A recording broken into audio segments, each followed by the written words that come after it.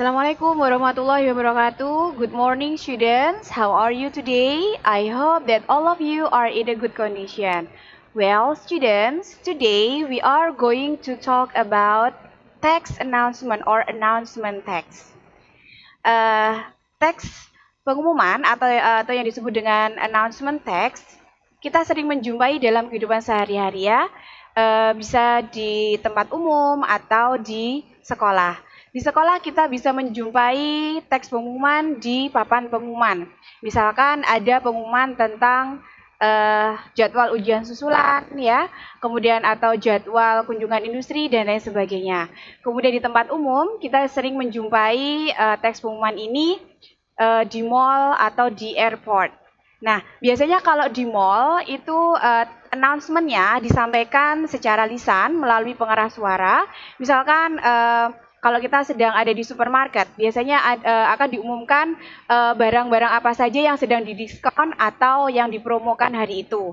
Kemudian untuk pengumuman yang ada di airport atau di bandara, kita sering mendengar pengumuman tentang jadwal keberangkatan atau jadwal tentang penundaan dari keberangkatan pesawat, ya. Nah, what is announcement text? Jadi apa itu teks pengumuman? Announcement text is announcement that something spoken, written, or print to give information and let people know what has happened or what will happen, gitu ya. Jadi pengumuman adalah sesuatu yang disampaikan secara lisan, kemudian tulisan atau dicetak untuk memberikan informasi dan membiarkan orang lain tahu apa yang telah terjadi atau apa yang akan terjadi. Itu adalah definisi atau pengertian dari pengumuman. Berikutnya, social function of announcement text. Jadi social function-nya adalah to give information to people about something that has happened or something that will happen.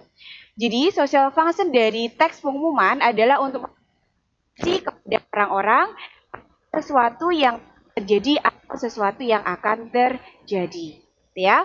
Berikutnya generic structure of announcement. Jadi kita ke generic structure-nya. Untuk yang pertama adalah title. Contains the name or main theme of the announced business or event. Nah, dalam judul ini nanti berisi tentang nama atau tema dari pengumuman yang akan diberikan, gitu ya. Yang kedua adalah date and time. Contains information on the day, date, and time of the event activity to be held. Jadi, berisi tentang informasi tentang hari, tanggal, dan waktu dari kegiatan yang akan diadakan. Nah, yang ketiga adalah location atau lokasi. It contains information on where the event or activity will be held. Berisi tentang informasi di mana kegiatan tersebut akan diadakan. Nah, yang terakhir adalah contact person. Contains information on the name of the person or address that can be contacted. Nah, berisi tentang informasi tentang nama dari orang yang bisa dihubungi terkait dengan pengumuman tersebut. Ya. Berikutnya, linguistic features of announcement text. Nah, sekarang kita lanjut pada linguistic features-nya. Dalam pengumuman kita bisa menggunakan simple present tense, bisa juga menggunakan present perfect tense, bisa juga menggunakan past tense, bisa juga menggunakan future tense. Dalam hal ini adalah simple future tense. Nah, saya tidak bisa memberikan pasti, misalkan pengumuman ini harus menggunakan tense simple present, tidak. Karena penggunaan dari linguistic feature ini disesuaikan dengan isi dari pengumumannya atau isi dari announcement-nya. Seperti itu ya. Berikutnya, type of announcement text. Berikutnya adalah tipe dari teks pengumuman.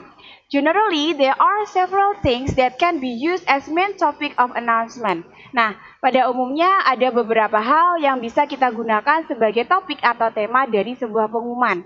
Yang pertama adalah event, yaitu kegiatan atau acara. Yang kedua adalah missing person, animals, or item. Jadi pengumuman tentang yang berisi tentang orang yang hilang atau binatang yang hilang atau barang yang hilang. Nah, berikutnya bisa juga pengumuman itu berisi tentang winners of a competition atau pengumuman tentang pemenang dari sebuah kompetisi, begitu ya. Kemudian job vacancy. Nah, sebuah pengumuman bisa juga berupa job vacancy atau berupa pengumuman tentang lowongan pekerjaan. Yang berikutnya, pengumuman bisa juga berisi tentang sad news ya, atau berita yang menyedihkan, misalkan berita tentang seseorang yang meninggal dunia dan lain sebagainya, gitu ya. Kemudian berikutnya adalah inauguration, marriage or birth. Pengumuman bisa juga berisi tentang acara inaugurasi, kemudian pernikahan dan juga tentang kelahiran. Nah, yang terakhir bisa juga pengumuman itu berisi tentang launching sebuah new product atau memunculkan produk baru. Nah, itu yang bisa kita gunakan sebagai topik dalam pengumuman, ya. Berikutnya, saya punya example of announcement text. Nah, ini adalah contoh dari teks pengumuman. Silakan kalian baca, kalian pahami isi dari pengumuman tersebut, ya. Okay, students, that's all our explanation today. So I hope that it will help you to understand more about announcement text. So thank you for watching. I'll see you in the next video. Assalamualaikum warahmatullahi wabarakatuh. Bye bye.